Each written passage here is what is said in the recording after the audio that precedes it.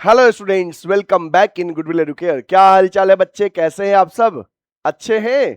चलिए, अच्छे हैं तो ऐसे अच्छे बने रहना है। बच्चे, मैं चंदन सर, आपका इकोनॉमिक्स मेंटर, आज मैं आपको पढ़ाने जा रहा हूं इलास्टिसिटी ऑफ डिमांड।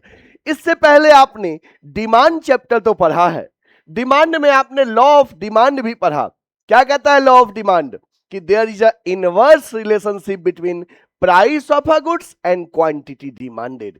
कि प्राइस राइज करेगा तो डिमांड फॉल करेगा, प्राइस फॉल करेगा तो डिमांड राइज करेगा। बट लॉ ऑफ डिमांड ये नहीं कहता है कि कितना परसेंट प्राइस में चेंज होने से डिमांड में कितना परसेंट इंपैक्ट पड़ेगा। ये बात लॉ ऑफ डिमांड नहीं कहता है। तो वही बातों को जानने के लिए प्राइस का इंपैक्ट डिमांड पे परसेंटेज फॉर्म में कितना पड़ेगा, हमें इलास्टिसिटी ऑफ डिमांड से पता चलता है। ठीक है, चलिए। तो बच्चे, इलास्टिसिटी ऑफ डिमांड एक ऐसा चैप्टर है जिसमें न्यूमेरिकल भी है और थ्योरी कॉन्सेप्ट भी है। तो आपको ये चैप्टर हम काफी अच्छे से कॉन्सेप्ट क्लियर करेंगे। अक्सर स्टूडेंट से क्या होता है कि इस चैप्टर से आपको न्यूमेरिकल पूछ दिया जाता है हाफ ईयरली एग्जाम और एनुअल एग्जाम में, और बच्चे इसमें मिस्टेक करते हैं। लेकिन जब आप इस वीडियो को सीरियसली पर देखोगे, अच्छे से कॉन्सेप्ट को समझोगे, तो साइड डाउट नहीं आपको अराइज होगा और सारे क्वेश्चंस अच्छे से बनेंगे। चलिए, तो इसी के साथ सेशन की शुरुआत करते हैं एकदम लाइक के साथ। फटाफट सही बच्चे सेशन को लाइक कर दीजिए सबसे पहले। चलो बच्चे आगे बढ़ते हैं। आज हमारा micro economics class 11th elasticity of demand का पार्ट 1 है। आज की क्लास में हम सारे थ्योरी कॉन्सेप्ट पढ़ेंगे और नेक्स्ट क्लासेस में हम न्यूमेरिकल कॉन्सेप्ट आपको पढ़ाएंगे। ठीक है, देखो बच्चे, सबसे पहले है concept of elasticity of demand. Elasticity of demand का कॉन्सेप्ट कहता है elasticity of demand refers to percentage change in demand for a commodity. Percentage change in demand for a commodity with respect to percentage change in any factors affecting demand for the commodity. Elasticity of demand क्या कहता है? Percentage change in demand for a commodity with respect to percentage change in any factors affecting demand for a commodity। आप जानते हो demand जो होता है वो कई सारे फैक्टर्स से अफेक्ट होता है, जैसे own price of the commodity, price of related goods, income of the consumer, taste and preferences, है ना। तो कई सारे फैक्टर्स से डिमांड पे इंपैक्ट पड़ता है। तो इलास्टिसिटी ऑफ डिमांड कहता है percentage change in demand, demand में कितना परसेंट चेंज हुआ due to percentage change in determinant of demand. Percentage change in determinant of demand, तो उससे हमें पता चलेगा ईडी। इलास्टिसिटी ऑफ डिमांड को इन शॉर्ट हम ईडी कहते हैं, ठीक ना, ईडी। तो कैसे निकालोगे बच्चे? Elasticity of demand equal to percentage change in demand upon percentage change in determinants of demand. Determinant of demand, determinant of demand को हम फैक्टर्स अफेक्टिंग डिमांड भी कहते हैं। ठीक है, चलिए इसको नोट करिए, डेफिनेशन एंड फॉर्मूला नोट करिए सही बच्चे। डेफिनेशन एंड फॉर्मूला नोट करिए सही बच्चे, कर लिए नोट? ओके, अब आपसे कोई पूछ देगा what do you mean by elasticity of demand, क्या कहोगे? कहोगे sir elasticity of demand means percentage change in demand due to any of the factors affecting demand. How it is calculated? तो ED is equal to elasticity of demand is equal to percentage change in demand upon percentage change in price. Okay, note हो गया सबका? चलिए आगे बढ़ूं। Okay,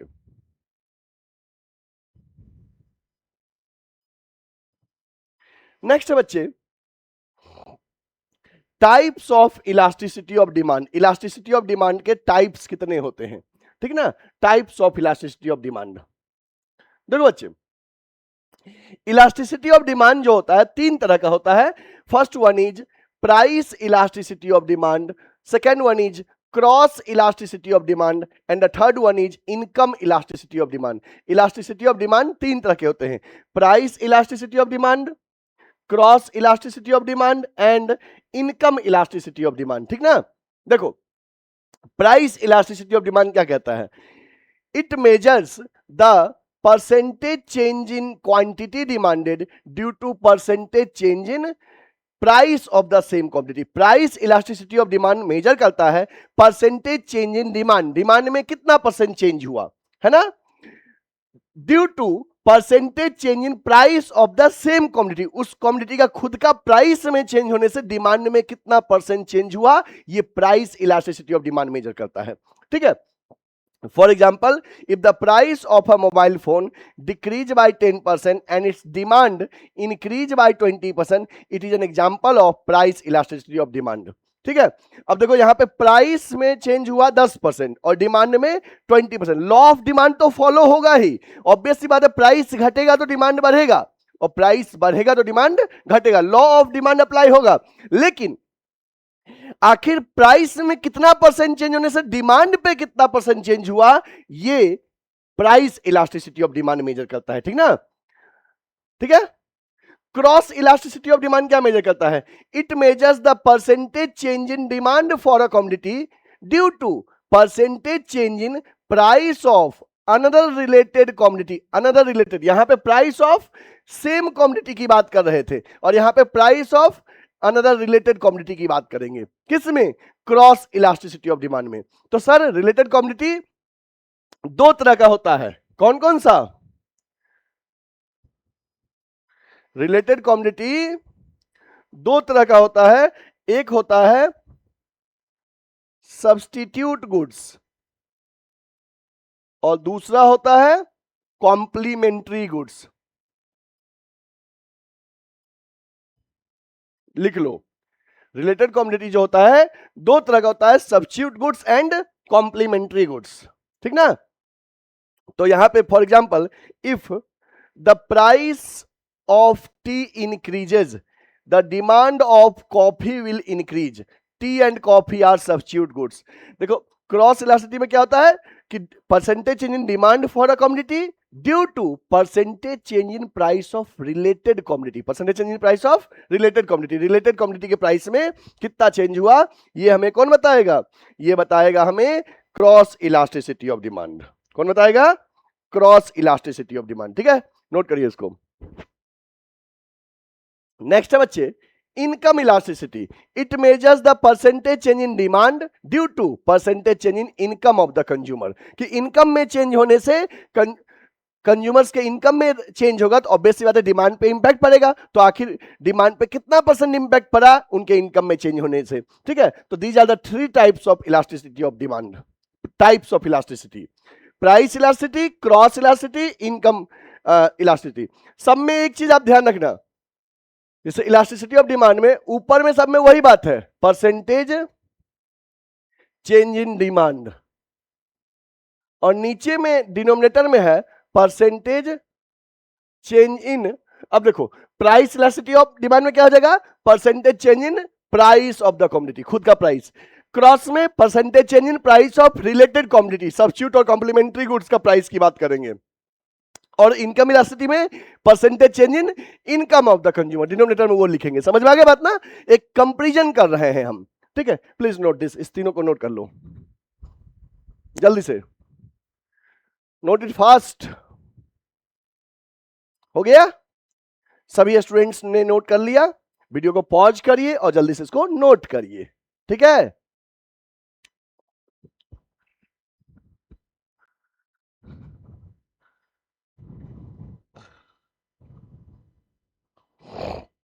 चलिए बच्चे अब आगे बढ़े। नेक्स्ट है percentage method to calculate elasticity of demand. बच्चे percentage method, elasticity of demand को मेजर करने के कई मेथड हैं, तो सबसे पहले हम परसेंटेज मेथड की बात करेंगे। ठीक है, this method was introduced by professor Marshall. Elasticity of demand में परसेंटेज मेथड किसने दिया है, प्रोफेसर मार्शल ने। This method is also called flux method, proportionate method और mathematical method. According to this method elasticity is measured as the ratio of percentage change in quantity demanded to percentage change in price. मतलब कि percentage method में हम elasticity of demand कैसे calculate करते हैं, इधर elasticity of demand equal to percentage change in quantity demanded upon percentage change in price. ये हमारा फॉर्मूला है इलास्टिसिटी ऑफ डिमांड कैलकुलेट करने के। ED means elasticity of demand. Clear है? ये फॉर्मूला मेन है।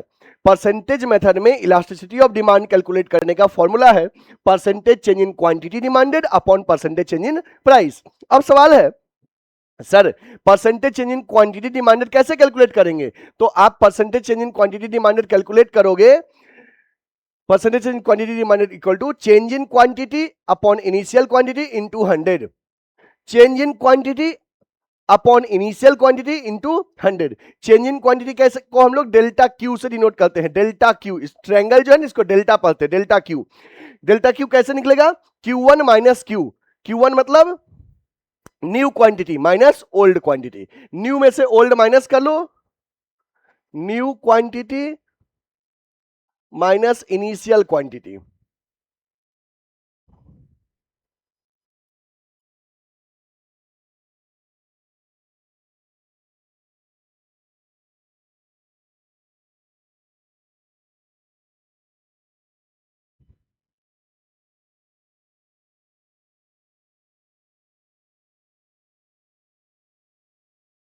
ठीक ना? क्लियर है बच्चे? तो इलास्टिसिटी ऑफ डिमांड का फॉर्मूला हो गया आपको percentage change in quantity demanded upon percentage change in price. Clear? और परसेंटेज इन क्वांटिटी डिमांड कैसे निकलेगा? Change in quantity upon initial quantity into 100। Change in quantity को हम लोग डेल्टा क्यू से डिनोट करते हैं। ये जो ट्रायंगल है इसको पढ़ते हैं डेल्टा। क्या पढ़ते हैं इसको? डेल्टा। डेल्टा मतलब change, delta change in quantity upon initial जो पहले था इनटू 100। चेंज कैसे निकलेगा? Q1 minus Q. Q1 मतलब इनिशियल न्यू क्वांटिटी, Q मतलब इनिशियल क्वांटिटी शुरुआत वाला। Similarly percentage change in price कैसे निकलेगा बच्चे? तो percentage change in price equal to change in price. Change in price को हम लोग डिनोट डेल्टा पी से करेंगे upon initial price that is P into 100। अब डेल्टा पी कैसे निकलेगा? P1 minus P, new price minus initial price, new price minus initial price equal to change in price. ठीक है? तो आई होप आपको clear हो गया कि परसेंटेज मेथड किसने दिया? अल्फ्रेड मार्शल ने। परसेंटेज मेथड में हम लोग इलास्टिसिटी ऑफ डिमांड कैसे कैलकुलेट करते हैं? Percentage change in quantity demanded upon percentage change in price. ठीक है? सवाल है sir percentage change in quantity demanded कैसे निकलेंगे? तो percentage change in quantity demanded equal to change in quantity upon initial quantity into 100। Change in quantity कैसे निकलेगा? तो Q1 माइनस क्यू। Q1 मतलब न्यू क्वांटिटी, Q मतलब initial quantity. Change in price, percentage change in price कैसे निकलेगा? तो change in price upon initial into 100। Change in price कैसे निकलेगा? तो P1 minus P, new price minus their initial price. ठीक है? इसको नोट कर लो। ये फॉर्मूला आपको हेल्प करेगा न्यूमेरिकल क्वेश्चन को सॉल्व करने में। जल्दी से इसको नोट कर लीजिए, जल्दी से नोट कर लो बच्चे।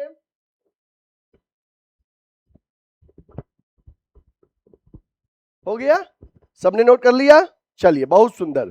अगर आपने नोट कर लिया तो अति उत्तम। नेक्स्ट देखिए प्रोपोर्शनेट मेथड। ये प्रोपोर्शनेट मेथड जो है बच्चे ये भी आपको परसेंटेज मेथड से ही डिराइव हुआ है, प्रोपोर्शनेट मेथड। ठीक ना? देखिए the proportionate method is another method used to measure the price elasticity of demand. It is derived from percentage method and easier for calculation. Percentage method से ही proportionate method derive हुआ है। इसमें elasticity of demand कैसे निकालते हैं? तो elasticity of demand का जो फॉर्मूला है वो है ED equal to delta Q by delta P into P by Q. क्या है formula? Delta Q by delta P into P by Q. Delta Q मतलब चेंज इन क्वांटिटी और delta P मतलब change in price into P by Q. P मतलब initial price, Q मतलब initial quantity. ठीक है? तो delta Q by delta P into P by Q. दो बार बोलो तो delta Q by delta P into P by Q. बोलो। चलो ये हो गया। और करके दूसरा और करके price elasticity of demand equal to 1 by slope of demand curve into P by Q. 1 by slope of demand curve. कभी कभी क्वेश्चन में आपको स्लोप ऑफ डिमांड कर्व दे देगा तो फॉर्मूला ये यूज करना 1 by slope of demand curve into P by Q. देखो ये पी बाई क्यू और ये पी बाई क्यू कांस्टेंट है, बस चेंज यहां पे हुआ है 1 by slope of demand curve. अब सवाल है sir slope of demand curve कैसे निकलता है? तो स्लोप ऑफ डिमांड का फॉर्मूला होता है delta P by delta Q. तो जो ही आप करोगे 1 by delta P divided by delta Q, तो ऊपर आ जाएगा डेल्टा क्यू, आ जाएगा ना। तो फिर तो वही बन गया delta Q by delta P into P by Q. ठीक है, चलो इसको नोट करिए सही बच्चे कि प्रोपोर्शनेट मेथड से ED equal to delta Q by delta P into P by Q, या 1 by slope of demand curve into P by Q. Slope of demand curve कैसे निकलता है? Delta P by delta Q. और P मतलब क्या होता है बच्चे? पी मतलब ओरिजिनल प्राइस, P1 मतलब न्यू प्राइस, डेल्टा पी मतलब change in price. Delta P कैसे निकलता है change in price? P1 minus P. ठीक है, Q मतलब ओरिजिनल क्वांटिटी, Q1 मतलब न्यू क्वांटिटी, और डेल्टा Q मतलब change in quantity. Change in quantity कैसे निकलेगा? Q1 माइनस Q मतलब न्यू माइनस इनिशियल। ठीक है, इसको नोट कर लो जल्दी से, जल्दी से बच्चे इसको नोट करिए। हो गया? सबने नोट कर लिया? चलिए, तो बच्चे आपको जो न्यूमेरिकल क्वेश्चन रहेगा उसमें यही दो फॉर्मूला आपको मेजर हेल्प करेगा। एक percentage change in quantity demanded upon percentage change in price. Percentage method से percentage change in quantity demanded upon percentage change in price. Percentage change in quantity demanded का ये फॉर्मूला है और percentage change in price का ये formula है। ठीक, okay. और दूसरा आपको हेल्प करेगा ये दो फॉर्मूला, ज्यादातर ये, कभी कभी ये, जब स्लोप गिवन रहेगा तो delta Q by delta P into P by Q, या 1 by slope of demand curve into P by Q. तो यहां पे परसेंटेज मेथड में हम फिगर्स को परसेंटेज के फॉर्म में कन्वर्ट करके कंपेरिजन करते हैं, और प्रोपोर्शनेट मेथड में ऑब्सोल्यूट फिगर को हम रिकॉर्ड करते हैं। ऑब्सोल्यूट जो अमाउंट गिवन होता है उसी को रिकॉर्ड करते हैं। ठीक है, तो आई होप सबने नोट कर लिया। चलो आगे बढ़ूं, चलिए। अब है बच्चे,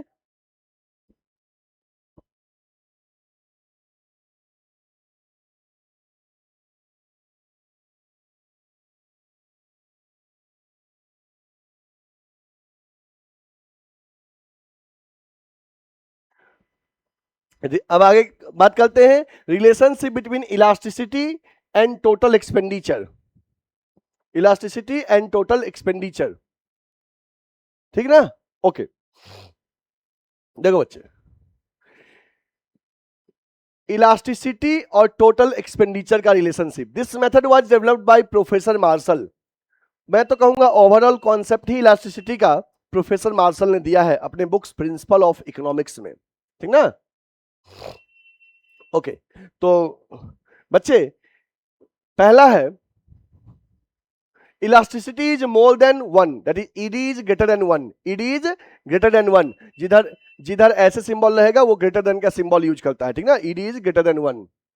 ओके, तो क्या होता है? When demand is elastic, a fall in the price of a commodity result in increase in total expenditure and vice versa।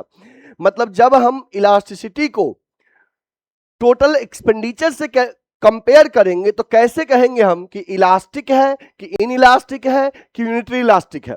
ठीक है, तो elasticity is more than one, it is greater than one. तो उस case में क्या होगा बच्चे? जब it is greater than one होगा तो it is greater than one होगा at that time fall in the price of a commodity. जब कमोडिटी का प्राइस घटेगा, प्राइस घटेगा तो टोटल एक्सपेंडिचर क्या हो रहा है? बढ़ रहा है। मतलब प्राइस एंड टोटल एक्सपेंडिचर के बीच में इनवर्स रिलेशनशिप होगा। तो उस केस में हम कहेंगे it is greater than one. Law of demand तो फॉलो होगा कि प्राइस घटा तो क्वांटिटी बढ़ा, लेकिन आखिर प्राइस घटा तो हमें टोटल एक्सपेंडिचर से कंपेयर करना है कि प्राइस घट रहा है तो टोटल एक्सपेंडिचर राइज कर रहा है। क्या कर रहा है? राइज कर रहा है। मतलब कि प्राइस एंड टोटल एक्सपेंडिचर के बीच में इनवर्स रिलेशनशिप हो। कैसा रिलेशनशिप? Inverse relation. ठीक है, तो इस केस में ईड इज ग्रेटर देन वन होगा, इलास्टिक होगा। क्या होगा? इलास्टिक। नोट करिए। और elasticity is less than 1, it is less than 1 होगा कब? When demand is inelastic, a fall in the price of commodity leads to fall in total expenditure, कि price तो फॉल किया और टोटल एक्सपेंडिचर भी हमारा फॉल कर गया। मतलब कि यहां पे डायरेक्ट रिलेशनशिप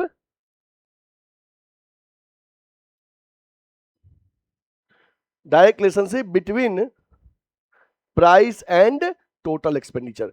प्राइस और टोटल एक्सपेंडिचर में जब डायरेक्ट रिलेशनशिप होगा कि प्राइस और टोटल एक्सपेंडिचर सेम डायरेक्शन में मूव कर रहा है, प्राइस घटा तो टोटल एक्सपेंडिचर भी घट गया, प्राइस बढ़ा तो टोटल एक्सपेंडिचर भी बढ़ गया, तो उस केस में हम कहेंगे elasticity is less than 1, elasticity is less than 1। और जब प्राइस और टोटल एक्सपेंडिचर में इनवर्स रिलेशनशिप होगा उसको हम कहेंगे इट इज ग्रेटर देन 1। इन दोनों को नोट कर लो जल्दी से, जल्दी से नोट करिए। हो गया? चलो आगे बढ़ू, आगे बढ़े बच्चे, चलिए।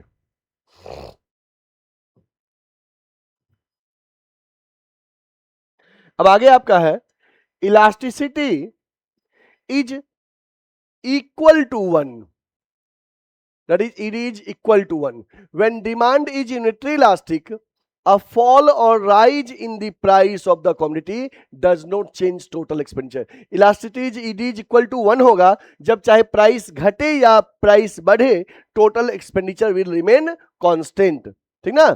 मतलब कि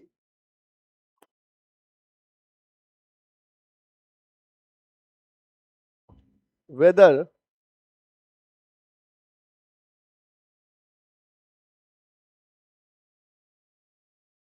मतलब change in price does not affect total expenditure। Price में चेंज होगा तो टोटल एक्सपेंडिचर में कोई चेंज नहीं होगा, ये होगा it is equal to 1, third वाला। ठीक है? अब देखो प्राइस घटा बट टोटल एक्सपेंडिचर मेरा कांस्टेंट है। टोटल एक्सपेंडिचर मेथड को हम लोग टोटल आउटले मेथड या टोटल रिवेन्यू मेथड भी कहते हैं। इसमें तीन पॉसिबिलिटीज है, it is less than 1, greater than 1 और इक्वल टू 1। ठीक है? यहां पे एक ग्राफ भी मैंने यूज किया है, देखो यहां पे y एक्सिस पे मैंने प्राइस को दिखाया है, x एक्सिस पे टोटल एक्सपेंडिचर को दिखाया है। ठीक है? आप देखो चाहे प्राइस राइज करे चाहे फॉल करे, टोटल एक्सपेंडिचर आपका कांस्टेंट है, तो इट इज इक्वल टू 1 है। ठीक है? उसके बाद एक इट इज लेस देन 1 कब है? जब प्राइस और टोटल एक्सपेंडिचर में डायरेक्ट रिलेशनशिप है, प्राइस बढ़ेगा टोटल एक्सपेंडिचर भी बढ़ेगा, तो इट इज लेस देन 1 है। और जब प्राइस और टोटल एक्सपेंडिचर में इनवर्स रिलेशनशिप होगा तो इट इज ग्रेटर देन 1 होगा। तो ये आप अच्छे से नोट कर लो, ये भी नोट कर लीजिए। इट इज ग्रेटर देन 1 में वर्टिकल है और इट इज लेस देन 1 में डायरेक्ट रिलेशनशिप है और इट इज ग्रेटर देन 1 में इनवर्स रिलेशनशिप है। प्लीज नोट दिस, इसको नोट कर लो, जल्दी से नोट करो बच्चे इसको। चलिए आगे बढ़ो। अब हम बात करते हैं degree of elasticity of demand. Elasticity of demand के 5 डिग्री होते हैं, perfectly elastic, perfectly inelastic, elastic, inelastic और यूनिटरी इलास्टिक। ठीक ना? तो उस डिग्री की बात करेंगे। सबसे पहला है perfectly elastic demand. Perfectly elastic demand में it is equal to infinity होता है। ठीक है? और इसमें डिमांड कर्व जो होगा वो होगा हॉरिजेंटल लाइन,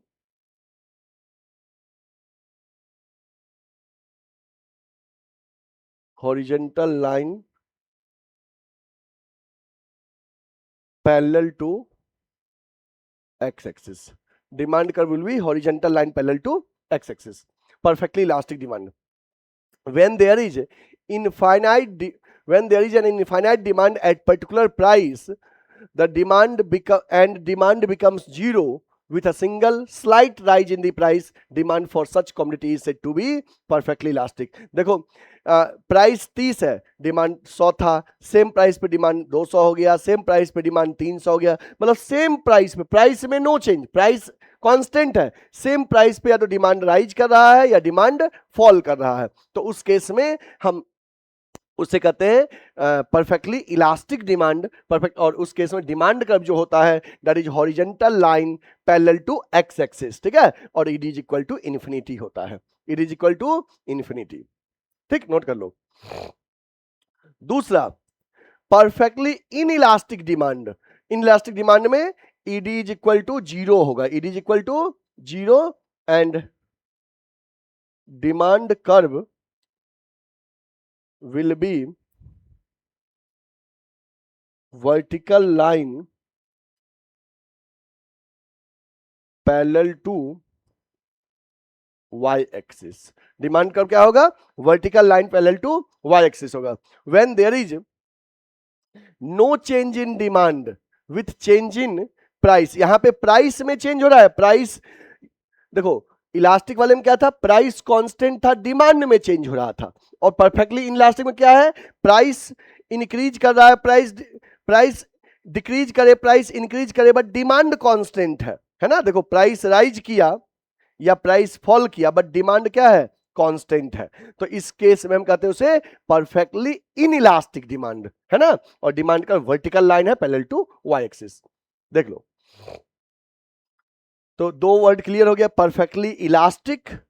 परफेक्टली इलास्टिक मतलब सेम प्राइस पे डिमांड या तो राइज करेगा या तो फॉल करेगा, सेम प्राइस पे demand curve horizontal line parallel to X axis होगा और it is equal to infinity होगा। परफेक्टली इनइलास्टिक में प्राइस वेदर राइज करे या फॉल करे, डिमांड में नो चेंज, डिमांड कांस्टेंट है, उसे परफेक्टली इनइलास्टिक कहते हैं। Ed is equal to zero होता है और demand curve vertical line parallel to Y axis होता है। ठीक है, प्लीज नोट दिस, बच्चे इसको नोट कर लो, जल्दी से इसको नोट करिए। हो गया, चलिए आगे बढ़ो।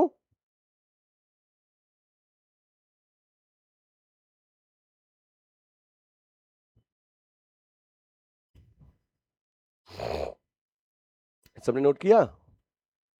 थर्ड देखो, third highly elastic demand. Highly elastic demand में ईडी इज ग्रेटर देन 1 होगा, ठीक है। When percentage change in quantity demanded is more then percentage change in price for such quantity. Percentage के टर्म में कन्वर्ट कर रहे हैं। जब percentage change in quantity demanded, देखो ये देखो, पहले प्राइस ओपी था तो डिमांड ओक्यू था, अब सेम प्राइस पे सॉरी प्राइस में चेंज हुआ तो अब इस बात डिमांड में चेंज होगा, but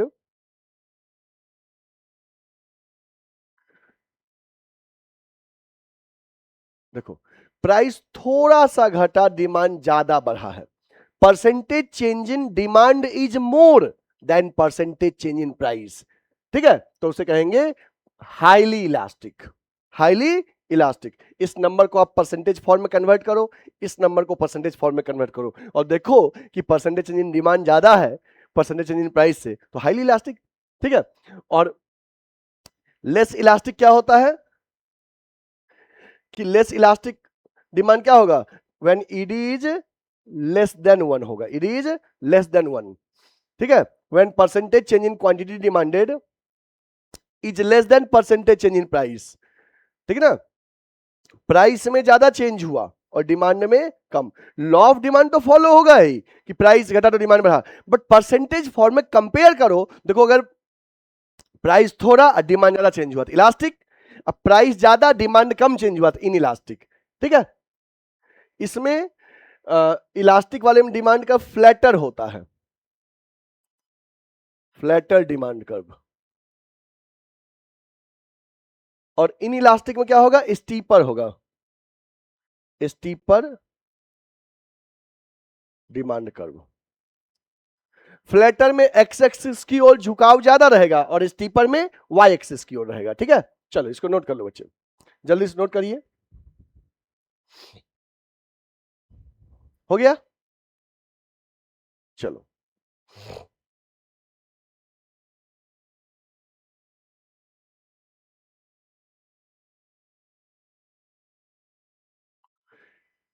unitary elastic demand. Unitary elastic demand when percentage change in quantity demanded is equal to percentage change in price, जब percentage change in quantity demanded percentage change in price के बराबर होगा तो हम उसे unitary elastic कहते हैं। उस केस में ईडी इज इक्वल टू 1 होता है। और डिमांड कर्व जो होगा इसे रेक्टेंगुलर हाइपरबोला कहते हैं। रेक्टेंगुलर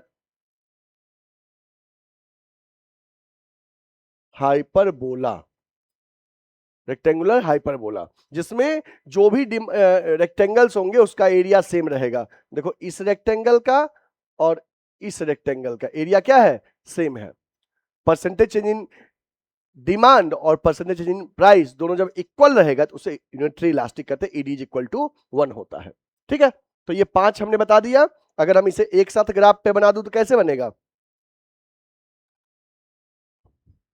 एक्स एक्सिस पे क्वांटिटी और वाई एक्सिस पे प्राइस। ठीक है,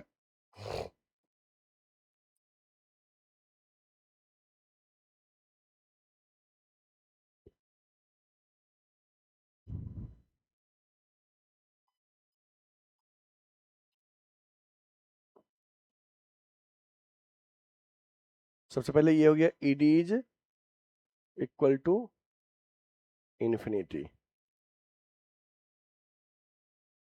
और ये हो गया ईडी इज इक्वल टू 0, और ये बीच में हो गया ईडी इज इक्वल टू 1, उसके बीच में ये हो गया ईडी इज ग्रेटर देन 1, और ये हो जाएगा ईडी इज लेस देन 1। ठीक है, एक ही पे 5 बना दिए हम। समझ में आ गया ना, कोई कंफ्यूजन? क्योंकि देखो ये एक्स एक्सिस की ओर है, ये वाई एक्सिस की ओर है, ये सेंटर में है, और ये दोनों के बीच में है, और ये 1 से कम है। ठीक है, ओके, नोट कर लो। चलो, तो आप पांचों जो डिग्री हैं इलास्टिसिटी के, ये पांचों अच्छे से याद रखिएगा। ठीक ना, कि परफेक्टली इलास्टिक जब प्राइस में कोई चेंज ना हो, सेम प्राइस पे डिमांड राइज करे फॉल करे। परफेक्टली इनइलास्टिक, प्राइस में चेंज हो रहा है बट डिमांड कांस्टेंट है, ईडी इज इक्वल टू 0 है, और डिमांड का vertical line parallel to Y axis है, और उसमें हॉरिजॉन्टल लाइन। इलास्टिक में डिमांड में ज्यादा चेंज हो रहा है परसेंटेज फॉर्म में, और प्राइस में कम हो रहा है। और लेस इलास्टिक में परसेंटेज चेंज इन प्राइस ज्यादा है, डिमांड में चेंज कम है, और यूनिटरी में दोनों में बराबर है। ठीक ना, परसेंटेज चेंज इन प्राइस और परसेंटेज चेंज इन डिमांड दोनों क्या है, इक्वल है। और डिमांड कर्व कैसा है, रेक्टेंगुलर हाइपरबोला। ठीक है, ओके। अब बच्चे, factors affecting elasticity of demand, कि इलास्टिसिटी ऑफ डिमांड किन किन फैक्टर्स से अफेक्ट होते हैं, ये भी क्वेश्चन थ्योरी में आपसे पूछा जाता है एग्जाम में। ठीक ना, चलिए देखिए, पहला nature of commodity. Nature of commodity के बेसिस पे आपको पता है कि एक होता है नेसेसिटीज और एक होता है लग्जरी और कंफर्ट। तो necessities have in elastic demand, necessities का डिमांड इन इलास्टिक होता है, मतलब प्राइस में ज्यादा भी चेंज होगा तो आपके डिमांड में ज्यादा चेंज नहीं होता है। ठीक ना, देखो इलास्टिक और इन इलास्टिक समझते हो ना, जब जब प्राइस से कंपेरिजन में डिमांड में ज्यादा चेंज हो तो इलास्टिक, अब प्राइस में चेंज के कंपेरिजन में डिमांड में कम चेंज हो तो उसे इनइलास्टिक कहते हैं। तो नेसेसिटीज में क्या होता है, इनइलास्टिक डिमांड इसलिए होता है कि प्राइस ज्यादा चेंज भी हो जाएगा तो हमारे डिमांड पे ज्यादा इंपैक्ट नहीं पड़ेगा। फूड फूड ग्रेन्स जो है उसके प्राइस बढ़ भी जाएगा तो हमारे क्वांटिटी में ज्यादा चेंज नहीं होगा। सॉल्ट नमक का प्राइस ज्यादा चेंज भी होगा, डिमांड में ज्यादा चेंज नहीं होगा। नेसेसिटीज का इनइलास्टिक होता है, while comfort and luxurious have more elastic. जो कंफर्ट और लग्जरियस है उसका इलास्टिक होता है। एसी वगैरह में क्या होता है, प्राइस में थोड़ा चेंज तो डिमांड में ज्यादा चेंज होता है। ठीक है, सेकेंड अवेलेबिलिटी ऑफ सब्स्टिट्यूट। बच्चे, जिस कमोडिटी का सब्स्टिट्यूट ज्यादा अवेलेबल होता है उसका डिमांड इलास्टिक होता है, क्योंकि उसका प्राइस थोड़ा भी चेंज होगा तो कस्टमर सब्स्टिट्यूट कमोडिटी पे शिफ्ट कर जाएगा। और जिसका सब्स्टिट्यूट नहीं अवेलेबल है उसके प्राइस में चेंज भी होता है तो उसके डिमांड में चेंज नहीं होता है। ठीक है, तो उसका डिमांड इनइलास्टिक होगा। जिसका सब्स्टिट्यूट अवेलेबल है, लिखा है ना, more substitute makes demand more elastic and consumer can easily switch to alternatives, और less substitute inelastic. Income level, demand is generally more elastic for low income consumer. Low income consumer में demand elastic होता है कि क्या होता है, जो लोग पुअर पीपल हैं, कम अर्निंग करते हैं, उनके द्वारा जो गुड्स कंज्यूम होता है उसका प्राइस में थोड़ा भी चेंज होगा ना तो उसके डिमांड में ज्यादा चेंज होता है। लेकिन जो रिचर सेक्शन है वो जिस कम्युनिटी कंज्यूम करते हैं उस कम्युनिटी के प्राइस में ज्यादा भी चेंज होगा तो ज्यादा उनके डिमांड पे ज्यादा चेंज नहीं होगा क्योंकि उनका इनकम ज्यादा है। Level of price, expensive goods का इलास्टिक डिमांड होगा और इनएक्सपेंसिव का इनइलास्टिक होगा। पोस्टपोनमेंट ऑफ कंजम्पशन, जिसका कंजम्पशन हम पोस्टपोन कर सकते हैं उसका इलास्टिक डिमांड होगा और जिस गुड्स का हमें अर्जेंट नीड है उसका इनइलास्टिक होगा। नंबर्स ऑफ यूजेज, जिस गुड्स का मल्टीपल यूज होता है उसका इलास्टिक डिमांड होगा, जैसे मिल्क है ना, और इसके साथ ही इलेक्ट्रिसिटी, और जिसका क्योंकि जिसका यूजेज कम है उसका इनइलास्टिक होगा। शेयर ऑफ टोटल एक्सपेंडिचर, जिस गुड्स पे हम अपने इनकम का लार्जर पोर्शन स्पेंड कर रहे हैं उसका डिमांड इलास्टिक होगा, ठीक ना, और दूसरे जिसका कम स्पेंड कर रहे हैं उसका इनइलास्टिक होगा क्योंकि उसके प्राइस में चेंज होने से हमारी डिमांड में ज्यादा फर्क नहीं पड़ेगा। टाइम पीरियड, शॉर्ट रन में डिमांड इनइलास्टिक होगा, शॉर्ट रन में प्राइस में चेंज होने से भी डिमांड पे बहुत ज्यादा असर नहीं पड़ता है, बट लॉन्ग रन में इलास्टिक होगा क्योंकि हमारे पास सफिशिएंट टाइम है स्विच करने के लिए। हैबिट फॉर्मिंग गुड्स का इनइलास्टिक डिमांड होगा क्योंकि कंजम्पशन हमें कंटिन्यू रखना पड़ता है क्योंकि हम हैबिचुअल है उस टाइप के प्रोडक्ट का। तो these are the factors affecting demand, ठीक है, इसको नोट कर लो। सही बच्चे, इसको नोट कर लीजिए। हो गया, चलो। तो बच्चे इस तरह से हमने आपको इस चैप्टर का सारे कॉन्सेप्ट अच्छे से क्लियर कर दिया। अब आप में से कोई भी एक ऐसा स्टूडेंट जो हमसे ऑफलाइन पढ़ना चाहता है गुडविल एडुकेयर में, मैं आपको बता दूं कि हमारा ऑफलाइन कोचिंग वाराणसी में लंका पे है, लंका थाना के जस्ट बगल में, ठीक ना, रविदास गेट के पास लंका थाना के जस्ट बगल में गुडविल एडुकेयर का ऑफलाइन कोचिंग सेंटर है। और हमारे ऑफलाइन कोचिंग में 11th एंड 12th कॉमर्स का मल्टीपल बैचेज अवेलेबल है। सभी सब्जेक्ट पढ़ाते हैं, accounts, economics, business studies and commerce with math, applied math भी अवेलेबल है, ठीक है। साथ ही बच्चे CUET का भी बैच अवेलेबल है। CUET में BCom एंड BBA एंट्रेंस के लिए सभी सब्जेक्ट कवर करते हैं, accounts, business, economics, GAT and language, ठीक ना। अगर किसी को केवल GAT और लैंग्वेज क्लास करना है वो भी अवेलेबल है, डोमेन भी अवेलेबल है, और ठीक है।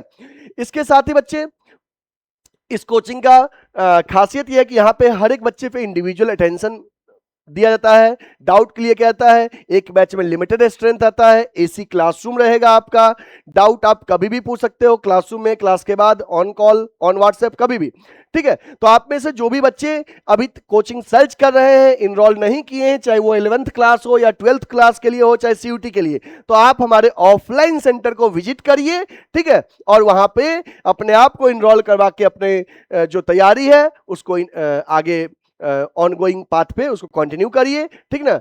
और इसी के साथ हम आपका फिर मिलेंगे नेक्स्ट क्लासेस में न्यूमेरिकल्स के साथ। तब तक के लिए आप इस क्वेश्चन को अच्छे से, सारे कॉन्सेप्ट को नोट कर लीजिए और वीडियो को एक बार अपने व्हाट्सएप स्टेटस में, इंस्टाग्राम पे शेयर कर दीजिए, जितने भी कॉमर्स के फ्रेंड्स हैं उनको शेयर कर दीजिए। और एट लास्ट एक ही रिक्वेस्ट है, वीडियो को लाइक कर दे और चैनल को सब्सक्राइब कर ले। Thank you, take care, bye bye.